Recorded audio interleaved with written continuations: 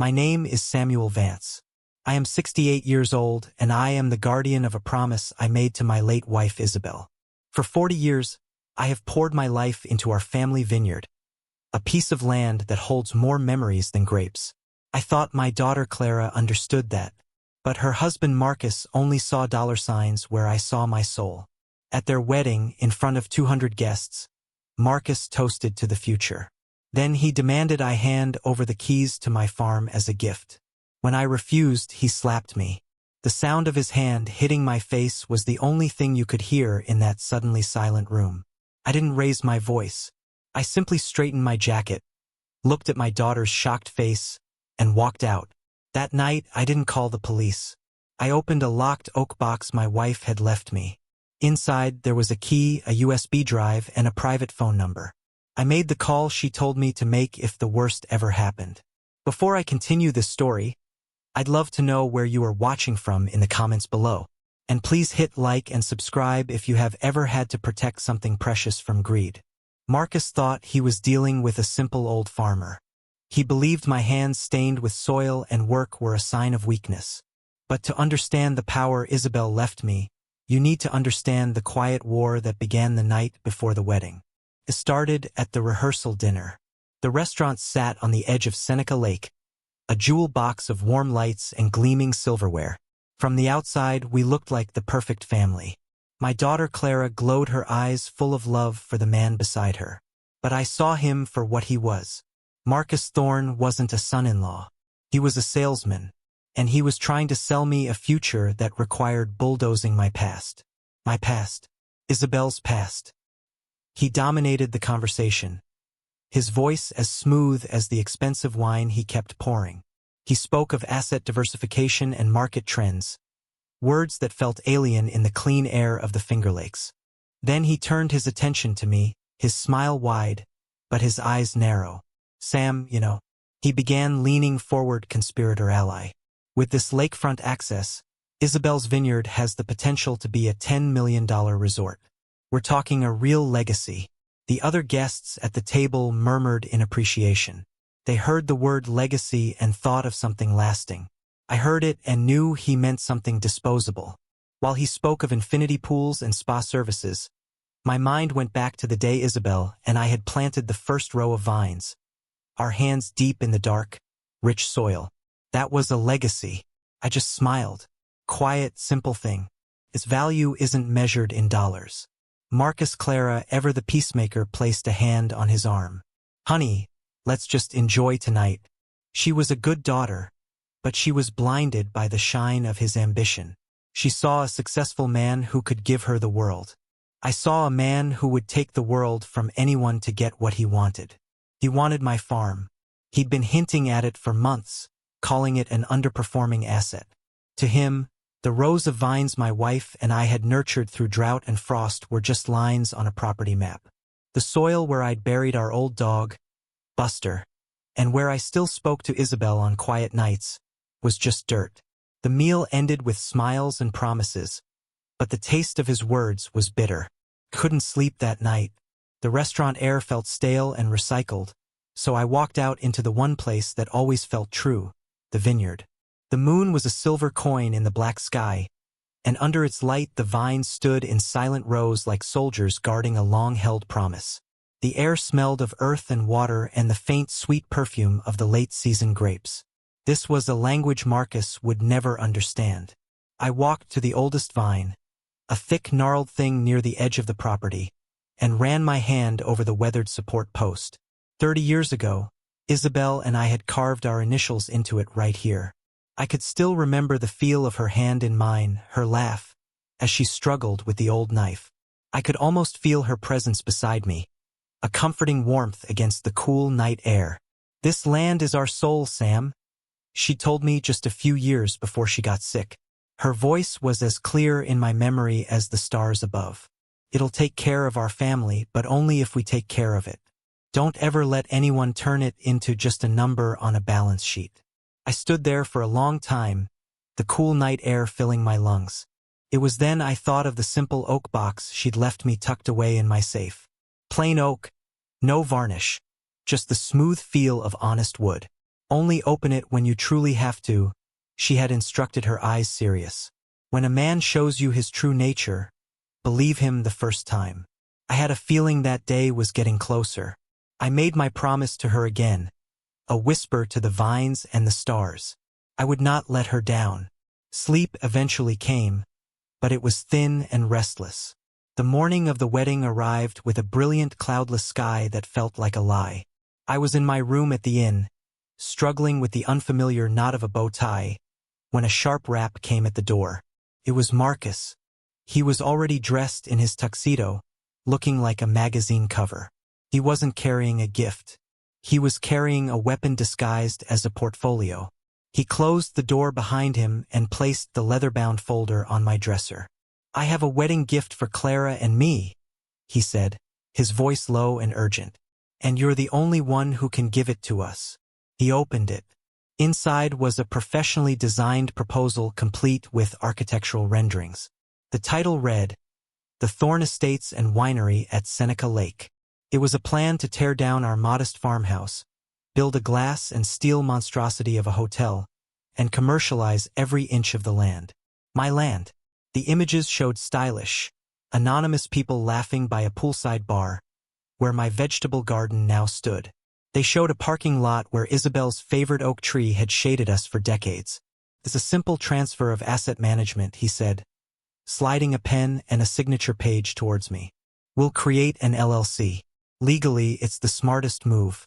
It'll protect you from inheritance taxes and maximize profits for the family." For Clara. He always used Clara's name when he wanted something. He used it like a shield and a key. I didn't even look at the papers. I just looked at him, at the raw, undisguised greed in his eyes. He saw my silence as hesitation, as an opening. "Look, Sam, it's time to be realistic. You're not getting any younger. This farm is too much for you. This is how you secure your daughter's future. This is what she deserves." I pushed the portfolio gently back towards him. My hands, the hands he thought were only good for farming, were steady. My voice was quiet, but it filled the small room. "My answer is still no, Marcus." He didn't expect that. Not then. He thought he had me cornered. For a moment, the charming mask slipped and I saw a flash of the ugly thing beneath it. But he recovered quickly. He just smiled, a thin, predatory curve of his lips. "We'll talk after the ceremony," he said, his voice dropping to a near whisper. "After you've had time to think about your daughter's future." He walked out, leaving the threat hanging in the air between us. I knew then that the wedding wasn't a celebration. It was a battlefield, and Marcus had just declared war. The wedding reception was everything Marcus had promised Clara it would be. Chandeliers dripped with crystals, casting a warm golden light over 200 guests. The air smelled of roses and expensive perfume. A small orchestra played in the corner, a soft melody that was meant to sound like effortless joy. My daughter was radiant. She moved through the room with a lightness I hadn't seen in her since she was a little girl, her laughter mixing with the music. Every time she looked at Marcus, her face was a perfect picture of love. And every time I saw it, a piece of my heart ached, because I knew the man she loved was an illusion. For me, the whole room felt like a stage. The smiles were rehearsed, the conversations were scripted, and I was the unwilling actor in a play I hadn't read. I sat at my table, nursing a glass of water, feeling the weight of the morning's confrontation. Marcus avoided my eyes, but I could feel his presence, a predator circling, waiting for the right moment to strike. I tried to focus on Clara, on her happiness, telling myself that maybe I was wrong. Maybe a man could change. But I knew better. A man might change his suit, but he rarely changes his soul. Then it came. The gentle clinking of a fork against a champagne flute. A hush fell over the crowd. Marcus stood up, taking the microphone. He looked every bit the charming, successful husband. He was handsome, confident, and when he smiled, the whole room seemed to smile with him. "I just want to say a few words." He began, his voice smooth and practiced. He spoke beautifully about Clara, calling her his light, his future, the best part of himself. The guests sighed contentedly. Clara dabbed at her eyes with a napkin. I felt a knot tighten in my stomach. This was it, the next move in his game. After he had praised his new bride sufficiently, he turned his gaze across the room directly at me. "And I want to thank my incredible father-in-law, Sam," he said, his voice ringing with false sincerity. The spotlight found me pinning me to my chair. A man who knows the value of hard work. A man who built a legacy from the ground up with his own two hands. He used the word legacy like he owned it, like it was a trinket he could pick up and admire. And tonight he continued, his voice rising with theatrical emotion. Tonight he is going to ensure the future of that legacy. He paused, letting the suspense build. I could feel 200 pairs of eyes on me. I didn't move. I didn't breathe. To show his faith in the next generation as his ultimate wedding gift to his only daughter tonight, Sam is going to give us the keys to Isabel's vineyard so that we may guide it into a new prosperous future. The words hit me like a physical blow. The room erupted in applause. They thought it was a beautiful, generous gesture. A father passing the torch. They didn't see the gun he was holding to my head. I looked at Clara. Her face was a mask of pure, unadulterated joy, tears streaming down her cheeks as she beamed at me, then at her new husband. In that moment, she believed it. She believed in this beautiful lie, this generous story he had created. And that was the most painful part of all. She had no idea she was applauding my execution. I remained seated, a statue in a sea of celebration. The applause eventually died down, replaced by a low murmur of conversation as the orchestra started up again. But the play wasn't over. Marcus handed the microphone to the best man and started moving through the tables. He walked with a purpose, a confident stride that brought him directly to me. A photographer, sensing a moment, followed a few steps behind him. Marcus leaned down, his face close to mine. The charming smile was still plastered on his face for the benefit of the surrounding guests, but his eyes were cold and hard as stone. "The keys, Sam." He whispered the words, a low hiss under the music. "Now, let's not ruin her perfect day." I looked past him at my daughter, who was watching us, her expression a little confused, but still trusting. I looked back at the man she had married. "I told you this morning, Marcus," I said, my voice barely audible. "No." The smile on his face twitched. For a second, just a second, I saw the mask slip. "Don't be a sentimental old fool." He breathed, his knuckles white as he gripped the back of a chair. "This is happening. Give them to me." "No," I repeated. It was the only word I had left. His face contorted. "Listen to me, you old man," he hissed, his voice venomous. "I am the man of this family now, her family. You will do as I say. You will give me the keys." I simply shook my head, a small final gesture of defiance. And then it happened. His hand was a blur. The sound was a sharp, ugly crack that seemed to suck all the air out of the room. The music screeched to a halt. 200 conversations stopped mid-sentence. His hand had struck my cheek hard. The force of it jolted my head back, and for a second, the glittering chandeliers seemed to tilt and sway. A sharp metallic taste filled my mouth. In the deafening silence that followed, there was a single brutal sound. The flash of the photographer's camera capturing my moment of ultimate humiliation for eternity. I could hear Clara cry out my name, a sound of pure shock and horror. "Marcus, what did you do?" I slowly pushed my chair back and stood up. My cheek was burning, a dull throb that seemed to radiate through my entire body, but I didn't touch it. I didn't look at Marcus. I looked only at my daughter, at her horrified, tear-streaked face. I saw the illusion shattering in her eyes. I held her gaze for a long moment, pouring all the love and all the sorrow I felt into that one look. Then, without a word, I straightened my jacket. I turned my back on my son-in-law, on the shocked faces of the guests, on the wreckage of my daughter's perfect day. I walked. I didn't run. I walked with a steady, deliberate pace through the silent crowd, my footsteps echoing on the polished floor. I walked past the beautiful flowers and the half-eaten cake. I walked towards the grand double doors, and I didn't look back. I pushed them open and stepped out into the cool, dark night, leaving the golden cage of their celebration behind me. The applause eventually died down, replaced by a low murmur of conversation as the orchestra hesitantly started up again. But the play wasn't over. I watched as Marcus handed the microphone to the best man and started moving through the tables. He didn't rush. He moved with the slow, deliberate confidence of a predator that knows its prey is trapped. He smiled and nodded at guests as he passed, accepting their congratulations. A photographer, sensing a poignant father-son-in-law moment, followed a few steps behind him, camera at the ready. He arrived at my table, and the polite smiles from our table guests faded into awkward silence. He leaned down, placing his hands on the back of the empty chair beside me.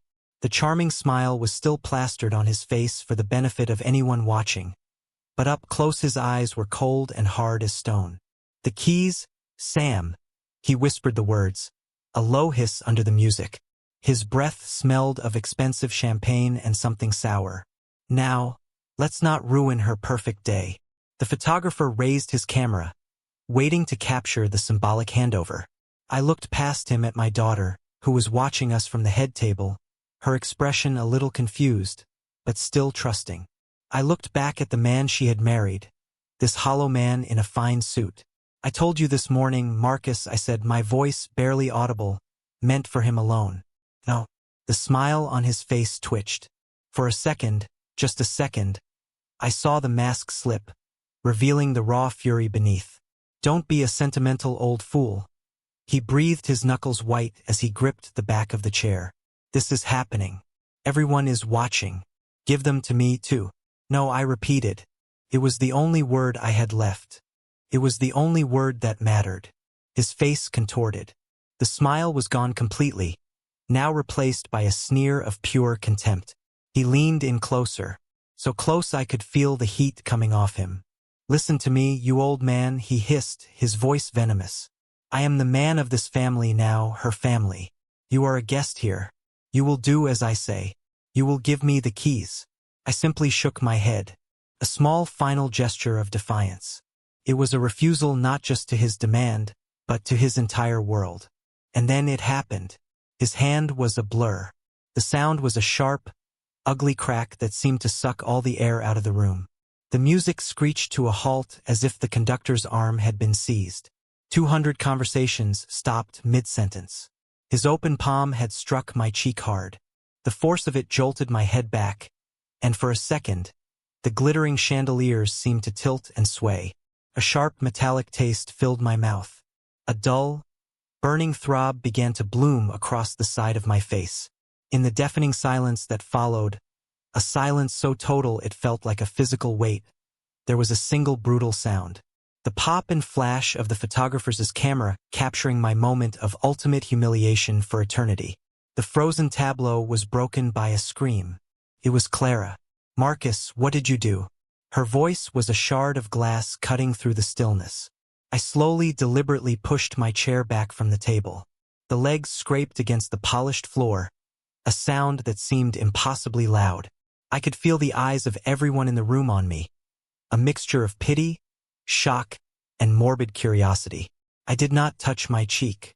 I did not look at Marcus, who stood there breathing heavily, his chest puffed out like some kind of animal that had just asserted its dominance.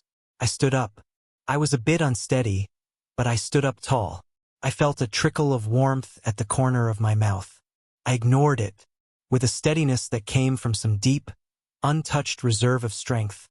I straightened my suit jacket, pulling it taut.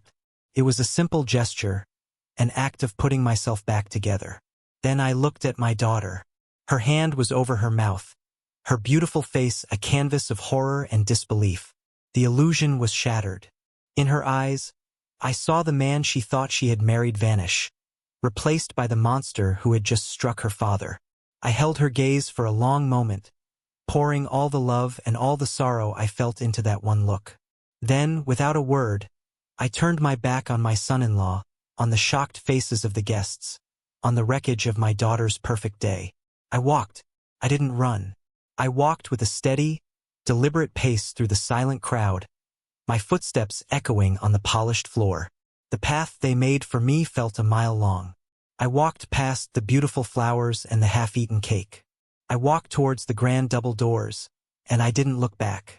I pushed them open and stepped out into the cool, dark night, leaving the golden cage of their celebration behind me. The drive home was a blur of dark roads and familiar turns. My cheek throbbed with a dull, insistent rhythm, a physical reminder of the humiliation. Each pulse was an echo of the crack that had silenced a room full of people. But my hands on the steering wheel were steady. The shock had burned away, leaving something cold and heavy in its place. Purpose. Anger, I learned in that long, quiet, dry drive, wasn't just a hot flash of rage. Could be cold. Could be patient. Could be fuel. I didn't park in front of the house. The porch light was on just as I always left it. And for a painful moment, I could imagine Isabel waiting up for me, ready with a warm cup of tea and a quiet question. That was a memory I couldn't face tonight. The house was a place of family, of love, and now of a deep and profound betrayal. It felt contaminated. Instead, I drove around back, the crunch of the gravel under my tires, the only sound in the sleeping world. I parked next to the winery. I unlocked the heavy oak door and stepped inside. The air was cool and smelled of damp earth, aging barrels, and the faint sweet promise of wine. This was my space, a place of work, a place of reason. There were no ghosts of laughter in here, only the quiet, dignified process of turning fruit and time into something of value. I walked past the large stainless steel vats and the silent bottling line to the small cluttered office in the back. It wasn't much, just a desk, a filing cabinet, and a window that looked out over the first row of vines, now just dark shapes against a sky full of stars. I sat down in my worn leather chair, the familiar creak, a small comfort in the vast silence. I didn't turn on the main light, just the small green banker's lamp on my desk. For a long time, I just sat there listening to the hum of the cooling units, letting the cold resolve settle deep into my bones. Then I picked up the phone.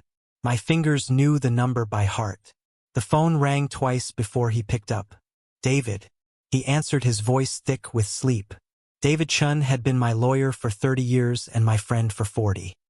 He'd helped me draw up the first contracts for the farm, and he'd held my hand at Isabel's funeral. David, it's Sam. My own voice sounded distant, like it belonged to someone else. It was flat, empty of the storm that was raging inside me. There was a pause, then the rustle of sheets. Sam, it's past midnight. What's wrong? Is it Clara? Clara's fine, I said. But he did it, David, at the reception in front of everyone. I explained it all. I kept my voice even, reporting the facts as if I were describing a problem with the irrigation system or a late-season frost. The speech, the public demand for the keys, my refusal, the slap. As I spoke, I could picture David on the other end sitting up in bed, running a hand through his graying hair, his sharp, intelligent mind already piecing it all together. When I finished, the silence on the other end of the line was heavy. Finally, he spoke, and his voice was no longer sleepy. It was wide awake. Okay, Sam, listen to me very carefully. Don't call Clara.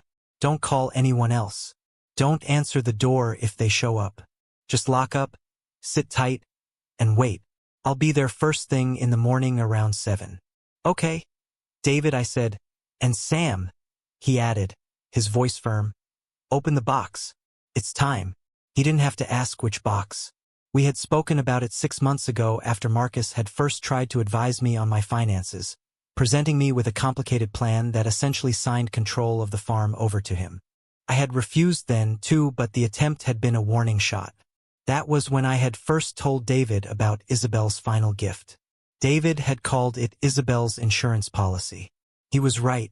Isabel had always seen people for who they truly were, long before I did. She had seen the rot in Marcus from the very beginning. I hung up the phone and sat there in the quiet dark of my office. The rage was still there, a low fire burning deep inside. But now it had somewhere to go. It had a purpose. I stood up and walked over to the old iron safe behind my desk, the one that held 40 years of deeds records and the entire history of our life's work. My hands didn't shake as I spun the dial to the combination Isabel and I had chosen on our 10th anniversary. The heavy door swung open with a low groan, revealing the neat stacks of files inside. And there, Sitting on top of a stack of property deeds was a plain oak box. No varnish, no lock, just the smooth feel of honest wood. The work of my own hands from a piece of oak that had fallen in a storm long ago. I lifted it out and placed it in the small pool of light on my desk. The war had begun, and this was my armory. I sat for a moment in the quiet dark of my office, the air thick with the ghosts of the past and the cold reality of the present. Then I reached into the safe and lifted out the oak box. It wasn't a jewelry box, ornate and delicate. It was a work box, sturdy and true, joined at the corners with the same dovetails I had taught myself to make when I was a young man. I had made it for her to keep her gardening seeds in. She had kept other things instead. I placed it in the small pool of light on my desk. The wood was warm and familiar under my fingertips. For a moment I hesitated. I thought of what might be inside. A final letter, a faded photograph from our youth. A part of me wanted the comfort of sentiment, a memory to hold on to in the storm. But I knew Isabel better than that. She was practical. She was a fighter, and she had left me an arsenal. I lifted the lid. There was no scent of dried flowers or old paper. The first thing I saw was a small black leather ledger. It was the kind you could buy at any office supply store. Simple and anonymous. I opened it. The pages were filled with Isabel's elegant, precise handwriting. It wasn't a diary. It was a record. My breath caught in my throat. Each entry was dated and noted with a purpose. $5,000 June 12, 2022. The first one read, for a down payment on their apartment. I remembered that day. Marcus had come to us full of apologies, saying the bank had delayed his bonus. It was for Clara, of course. It was always for Clara. I turned the page. $10,000 April 5, 2023 for urgent car repairs. Another memory. Another story of bad luck from Marcus. Page after page, the same story repeated itself. $3,000 for a dental emergency. $7,000 to cover a miscalculated tax bill. A dozen smaller amounts for things he swore he'd pay back at the end of the month. He never had. It was a meticulous chronicle of his lies and our generosity. I did the math in my head as I flipped through the pages, but I didn't have to. On the final page, Isabel had done it for me. The final tally at the bottom was circled twice in red ink. $75,000. A debt of gratitude he had repaid with a slap. Beneath the ledger was a simple silver thumb drive. Felt cold and impersonal. My old office laptop whirred to life, its screen cutting a blue rectangle into the darkness. I pushed the drive into the USB port. A single folder appeared on the screen labeled simply Empty Financials. It wasn't photos. It was spreadsheets, bank statements, credit card bills. It was a mountain of debt that made the $75,000 he owed us look like pocket change. A string of failed high-risk investments, maxed out lines of credit. It was a picture of pure, frantic desperation. I wondered how she had gotten it. And then I saw a small folded note at the bottom of the ledger. I opened it, her handwriting again. All loans subject to financial review. She had made him sign for every dollar. And in doing so, she had earned the right to see the truth he was hiding. She knew she had known all along. Next, I pulled out a thick manila envelope. It was sealed with a drop of dark red wax, the kind she used for her Christmas cards. Felt heavy, official. Typed neatly on the front were the words partnership agreement and first right of refusal. Tanaka Holdings. The name hit me like a ghost from the past. Tanaka Holdings. Mr. Tanaka. A man I had helped get his start more than 20 years ago when he was just an ambitious young entrepreneur and I was just a farmer with a bit of land to offer as collateral for a friend. We had lost touch over the years as his empire grew, but I never forgot his quiet integrity. What did he have to do with this? Isabel had never mentioned his name. I set the envelope aside, my mind racing. At the very bottom of the box, nestled in a bed of felt, was the last item. It was a tiny digital voice recorder, no bigger than my thumb. It looked insignificant, easy to overlook. I pressed the small play button, a faint hiss and then a voice. It was Marcus. His voice was slick with a false sincerity I now knew all too well. Isabel, please be reasonable, he was saying. Think of it as unlocking the value of your assets. Sam is a great farmer, but he's too sentimental to see the big picture. Then I heard my wife's voice. It was weaker than I remembered, strained by her illness, but it was still steel. Marcus, the big picture is the one you see from the front porch, not the one on a banker's spreadsheet. The farm is not an asset. It is our home. The answer is no. And I would ask you not to bring this up again behind my husband's back. The recording ended. I clicked it off. I leaned back in my chair, the 4 items laid out before me in the lamplight. A ledger of his debts, a drive detailing his desperation, a mysterious agreement with a powerful old friend, and a recording of his treachery. This wasn't a box of memories. This was a box of evidence, a box of ammunition. Isabel hadn't just been tending her garden in her final years. She had been sharpening a sword. She had been fighting a war I didn't even know was being waged. Protecting me, protecting our legacy even as she was leaving it. The grief I felt was immense. But for the first time since the wedding, it was mixed with something else. Cold, clear sense of direction. I now knew what I had to do. I was not just a farmer. I was the executive of my wife's final will. I didn't have to wait long. Just as the first rays of sun crested the hills and painted the morning mist gold, I saw the headlights of David Chen's car coming up the long gravel driveway. I watched him get out a briefcase in one hand, a thermos of what I knew was coffee in the other. He was a man of habit, of steady, reliable rituals. He was exactly who I needed. He came into the office without knocking, his eyes immediately finding the dark, ugly bruise on my cheek. He didn't say, "I told you so," or ask if I was okay. He was past that.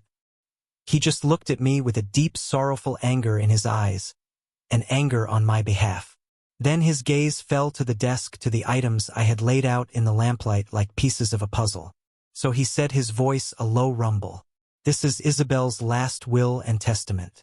He poured me a cup of coffee without asking, and we sat there for a moment.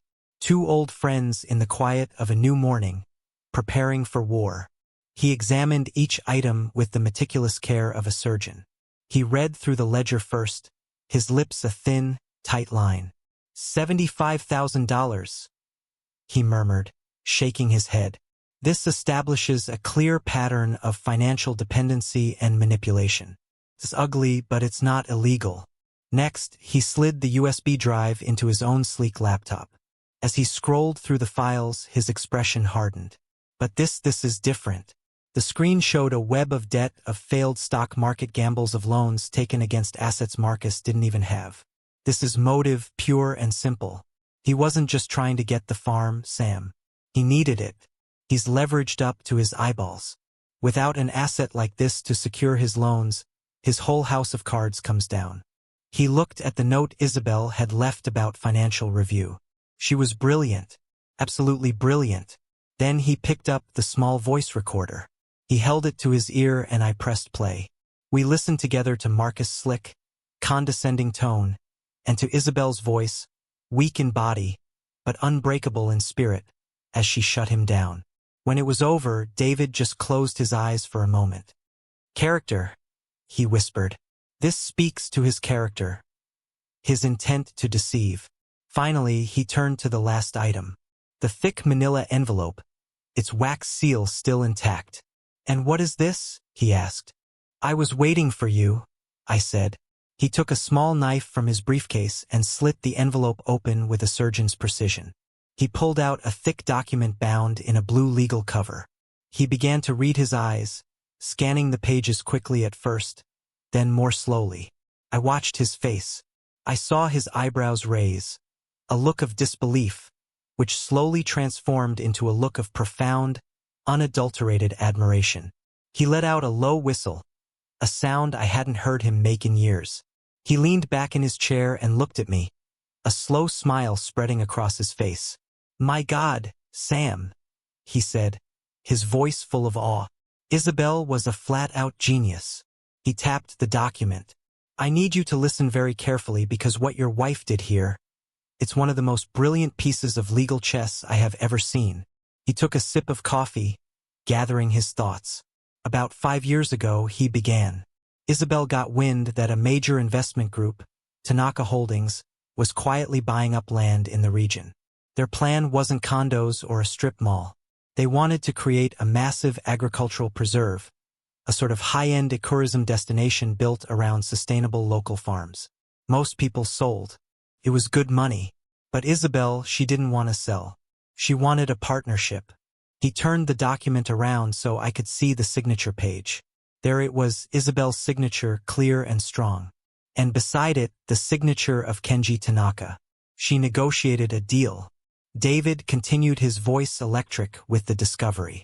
This agreement states that Isabel's vineyard is the designated centerpiece of the entire Tanaka Green Belt project. But that's not the genius part. This is, he pointed to a specific clause, his finger tracing the dense legal text. This is a first right of refusal clause with a poison pill. It means that Tanaka Holdings has the exclusive legally binding first right to purchase this farm at a pre-agreed, and I mean very generous price under one of two conditions. One, if you decide to sell it, or two. He paused for effect, looking me right in the eye. If ownership is ever transferred, gifted, or otherwise conveyed to any individual not bearing the Vance name without the express written consent of the Tanaka Holdings board. It took a moment for the full weight of it to sink in. David saw the understanding dawning on my face. In other words, he concluded, leaning forward, the excitement clear in his voice. If Marcus had succeeded, if you had signed those papers yesterday morning, or if he ever managed to legally force you out, he wouldn't get his resort. He wouldn't get his golden goose. The very second the deed changed hands, this clause would activate, and his only option would be to sell the entire property to Tanaka Holdings for the price Isabel had already set. He would have been a glorified delivery boy for a deal he knew nothing about. Isabel planted a legal time bomb right in the soil of this farm. Sam and Marcus spent the last year trying to stomp on it with golf spikes.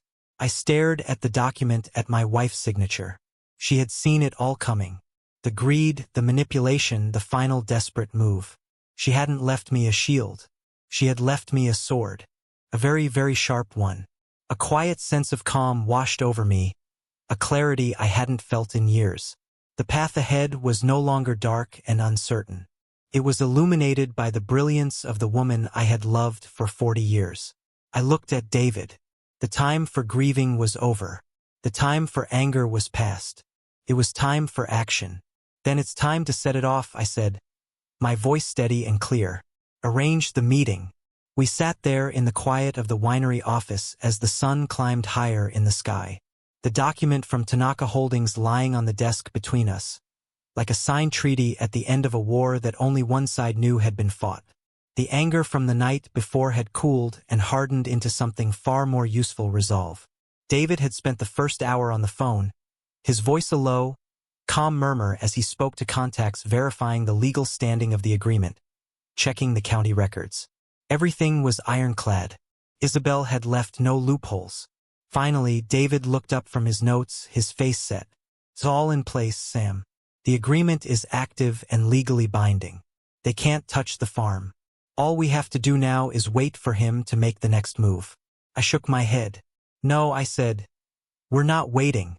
Isabel waited. I waited. We're done waiting. I looked at David and he saw the new hardness in my eyes. She left us a weapon. I want to use it. I want him to know who is in control now. David nodded slowly, a small smile playing on his lips. What do you have in mind? Make the call, David. Asa, I said. Let Tanaka know that I'm aware of the agreement. Let him know that there has been an attempt by a third party to fraudulently gain control of the central asset in his project. Don't make threats. Just state the facts. Then we'll see how fast the dominoes fall. David picked up his phone. He didn't have to look up a number.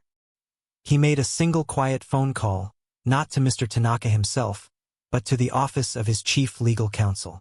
His message was brief, professional, and devastatingly calm. I am calling on behalf of Samuel Vance, owner of Isabel's Vineyard, he said.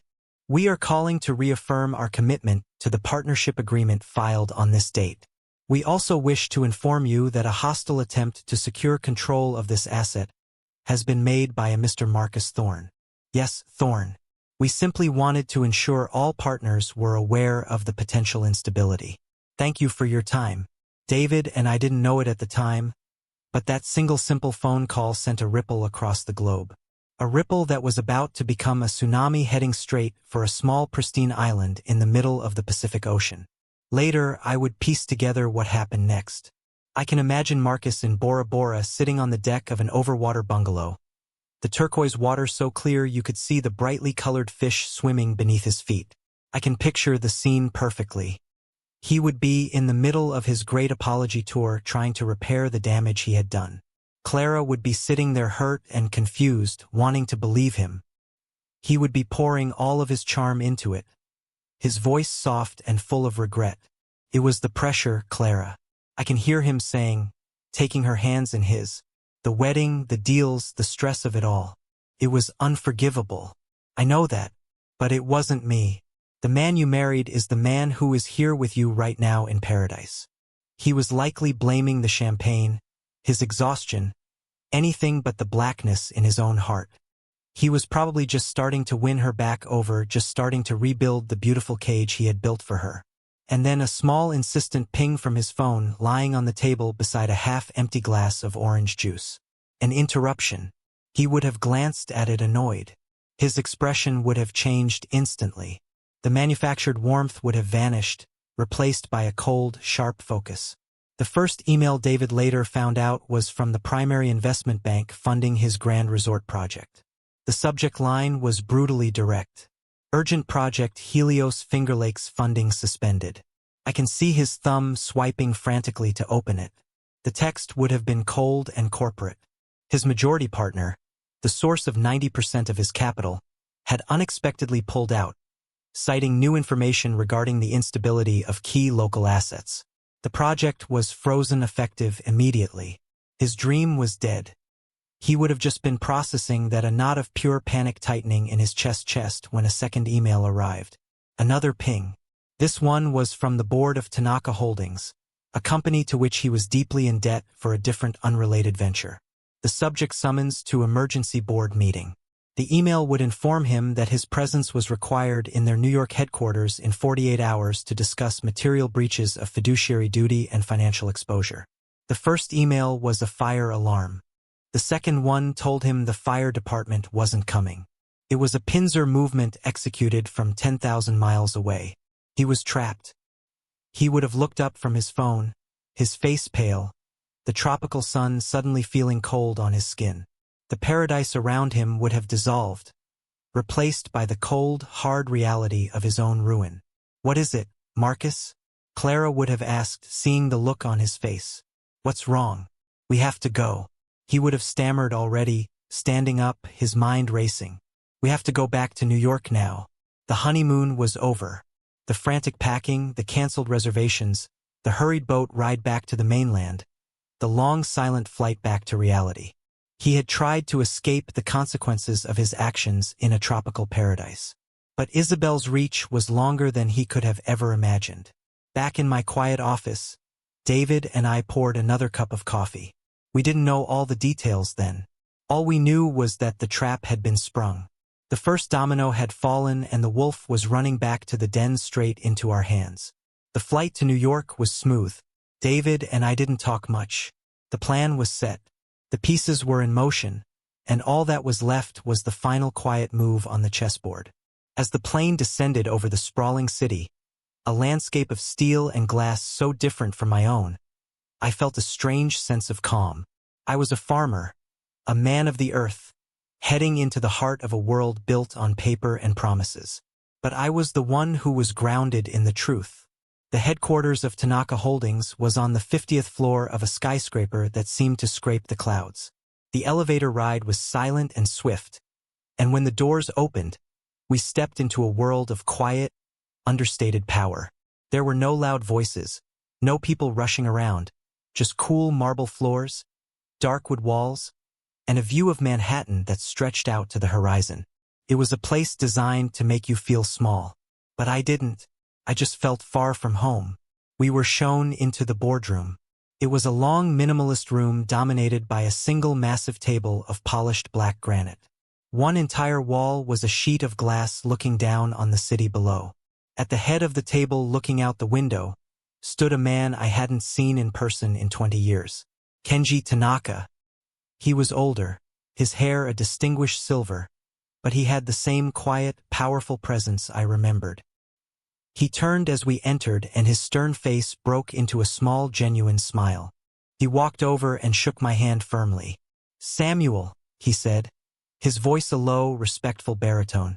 "It has been too long." "Kenji," I replied, "thank you for seeing us." "The honor is mine," he said, his eyes glancing for a moment at the bruise on my cheek, which had faded to a pale yellow. His gaze was sharp, and in it I saw he understood everything without me having to say another word. He gestured for us to sit. We sat beside him at the head of the table, a united front. Tea was served in simple, elegant ceramic cups. And then we waited. We didn't have to wait long. About 15 minutes later, the door opened and Marcus walked in. Or rather, he stumbled in looking like a ghost. His expensive suit was wrinkled from the long flight. His tie was slightly askew, and his face was pale and slick with a thin sheen of sweat. The confident swagger he always wore was gone, replaced by a raw, desperate anxiety. He was a man running on fumes and fear. He was clearly expecting to see a group of his usual business contacts. He started to speak a forced, cheerful greeting on his lips. "Sorry I'm late, gentlemen." The flight was his voice trailed off as his eyes adjusted to the room. He saw the imposing figure of Mr. Tanaka at the head of the table and his fake smile faltered. He looked confused, intimidated. Then his eyes moved to the man sitting next to Mr. Tanaka. His gaze met mine. The shock that hit him was visible, a physical jolt as if he'd touched a live wire. All the color drained from his face. He stared at me sitting there in my simple tweed jacket, calmly sipping my tea as if I were an apparition. He couldn't compute it. He couldn't understand how the old farmer he had assaulted could possibly be sitting at the head of this table in this room in the heart of his world. The sight of me in this place of power broke his reality. He opened and closed his mouth a few times like a fish out of water. Finally, he found his voice a weak, stammering whisper. "Mr. Tanaka, Sam, what is this?" He looked from Mr. Tanaka's impassive face to my calm one, searching for an answer for some kind of mistake. He looked like a trapped animal that had just realized the walls of the cage were closing in. Mr. Tanaka did not answer him. He did not even grant Marcus the dignity of a direct look. He simply took a slow, deliberate sip of his tea, his eyes fixed on the city skyline. Then with a small, almost imperceptible gesture, he tilted his head slightly towards David Chun, who was sitting silently with his briefcase on the table in front of him. The gesture was clear. It was a dismissal. It said, "You are no longer important enough for me to speak to. You will deal with my lawyer." "My lawyer?" David Chin stood up. He moved with a quiet, deliberate grace, the calm center of the storm that was about to break. He placed his briefcase on the table and opened it, but he didn't pull out a flurry of papers. He took out the items from Isabel's box one by one. First, he placed the small black leather ledger in the center of the polished granite table. It looked insignificant in the vast, powerful room. "Mr. Thorne," David began, his voice calm and clear, cutting through the silence. "Let's start with the small things."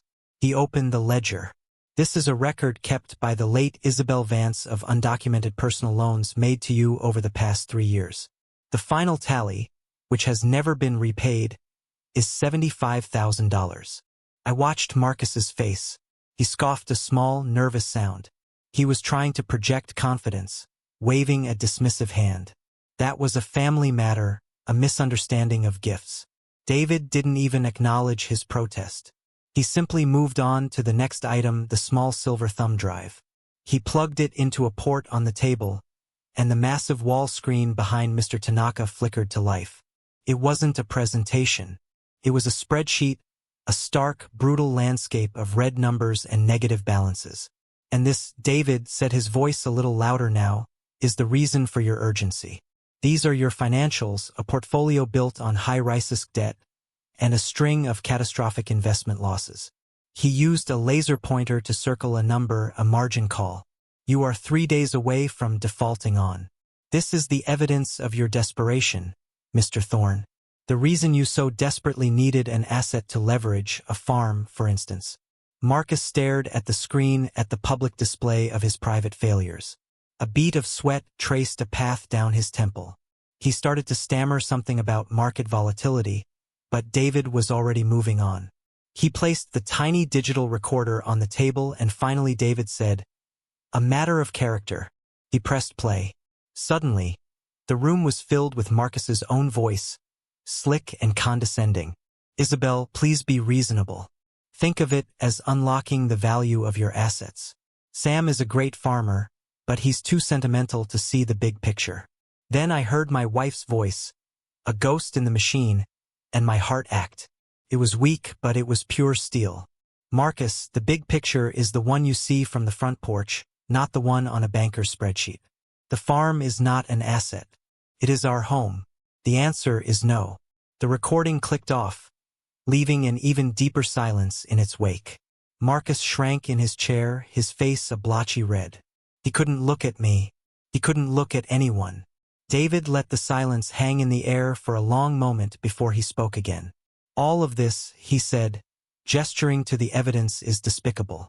It shows a pattern of manipulation, deceit, and profound disrespect." His voice grew harder. "But this is illegal." The screen changed. Displayed in crisp, clear text was the official county-registered partnership agreement between Isabel Vance and Tanaka Holdings. My client's wife, Mrs. Isabel Vance, assigned this binding agreement 5 years ago. Your every attempt to seize control of that farm, Mr. Thorne, constitutes a deliberate and fraudulent effort to interfere with a pre-existing economic contract. That is a crime. It was then that Mr. Tanaka finally spoke. His voice wasn't loud, but it commanded the entire room. He turned his head slowly and looked at Marcus for the first time. "Mr. Thorne," he said, his voice low and steady, "do you know why Mrs. Vance came to me all those years ago?" Marcus, looking completely broken, could only shake his head. "It was because 20 years ago." Mr. Tanaka continued, his eyes now finding mine, "when my company was nothing more than an idea and a shoestring budget. I was on the verge of bankruptcy. The banks refused to give me a loan. They said I was too much of a risk." He paused and his gaze returned to Marcus. "But one man did not. One man, a young farmer who barely knew me, saw something worth believing in. He co-signed my first business loan and secured it with a 10-acre section of his own farm. That man was Samuel Vance." The silence in the room was absolute. It was the silence of a truth so profound it needed no adornment. Marcus' jaw was slack. He finally understood he hadn't walked into a business meeting. He had walked into a reckoning. "Isabel did not come to me to set a business trap," Mr. Tanaka went on, his voice laced with a cold, righteous anger. "She came to me to protect a friend of her family. This agreement was not about profit. It was a vow between two people who understood the meaning of loyalty." He stood up then, a towering figure of quiet authority. "You tried to swindle the legacy of a woman I hold in the highest esteem," he said, his voice dropping to a near whisper. "Yet every word landed like a hammer blow. And you put your hands on a man I owe my entire career to." He looked at Marcus with a final chilling emptiness. "Tanaka Holdings is acquiring all of your outstanding debt, effective immediately. Every asset you own is now frozen. Your employment contract with this organization and its subsidiaries is terminated. Our legal team will be in contact with you and the district attorney regarding the matter of attempted fraud." Marcus made a small choking sound. He didn't argue. He didn't plead. He just collapsed.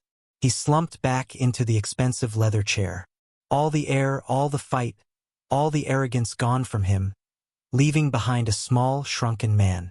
He finally understood. He hadn't just challenged an old farmer. He had angered a silent giant. The days that followed were quiet. The storm had broken. The lightning had struck. And now a strange, peaceful calm settled over the farm. David handled the legal fallout in the city, the methodical dismantling of Marcus' life. I didn't ask for details. It was enough to know it was done.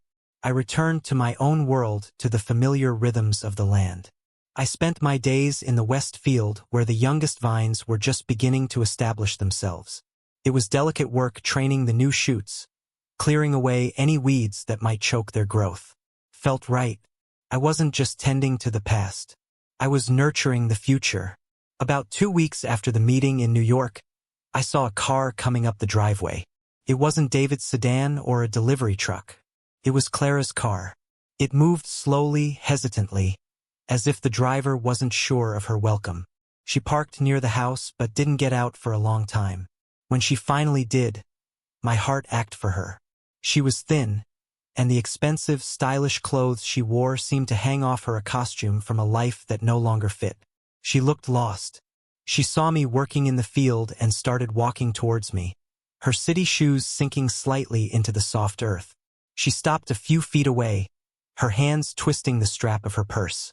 Her eyes were full of a pain that I knew had nothing to do with money or status. It was the pain of a broken trust. "Dad," she said, her voice a fragile whisper.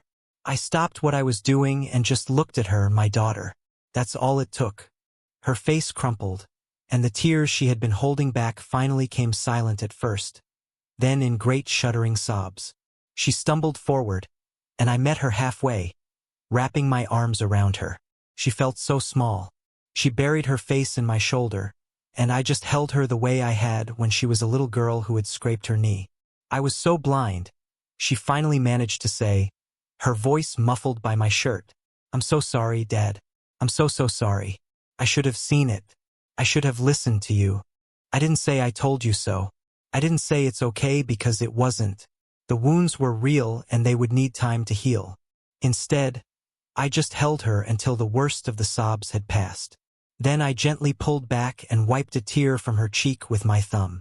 I took off my muddy work gloves and walked to the small tool shed at the edge of the field. I came back with a new clean pair. They were small, made for Isabel's hands, but they would fit Clara. I held them out to her. She looked at them confused. "The soil always forgives, Clara," I said softly. "It doesn't care about the mistakes you made last season. It doesn't remember the drought or the frost. It only cares about what you're willing to plant today." She took the gloves, her fingers tracing the clean leather. A small watery glimmer of hope appeared in her eyes. "We start again," I said.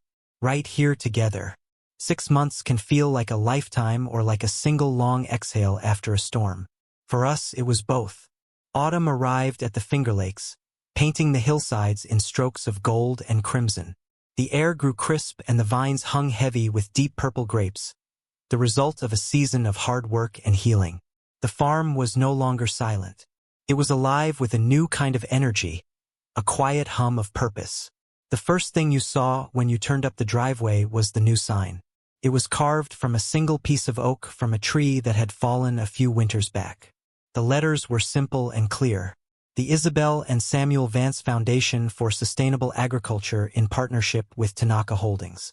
It was a statement, a declaration that this land was not just for us but for the future. That future was walking among the vines. I often stood by the winery and just watched my daughter. Clara had found her footing not on the polished floors of a city high-rise, but in the rich, dark soil of her home.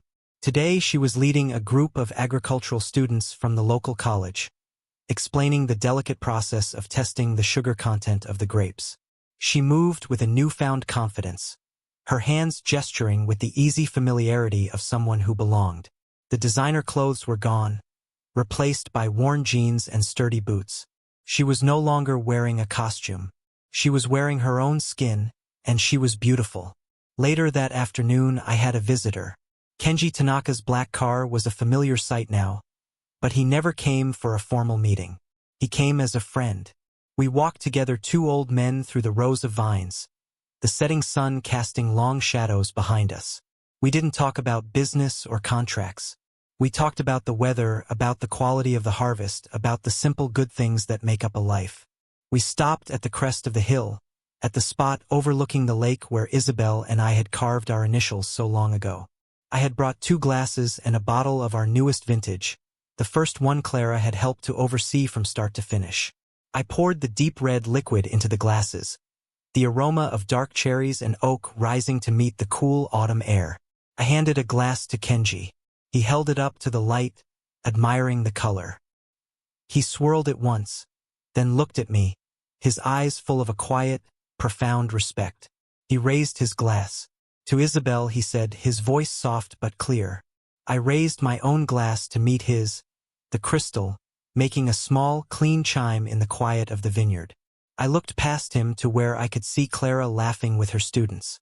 I saw the legacy not in the sign or the partnership, but in her, in the life that was being rebuilt, stronger and more true than before. To the things that last, I replied. We drank. The wine was good. It tasted of the sun and the soil and of promises kept. Order had been restored to my world, not by an act of revenge, but by an act of respect. It wasn't about tearing down what was wrong, but about building up what was right. And I knew as I stood there beside my friend, watching my daughter find her way home, that this was a foundation that would endure for generations to come. This story teaches that true strength lies not in loud aggression, but in quiet integrity. It's a powerful reminder that loyalty and a life's work are priceless treasures that greed can never conquer. Respect for the past built on principle is the only true foundation for a lasting legacy. Share your thoughts in the comments. What do you believe is the most valuable legacy a person can leave behind?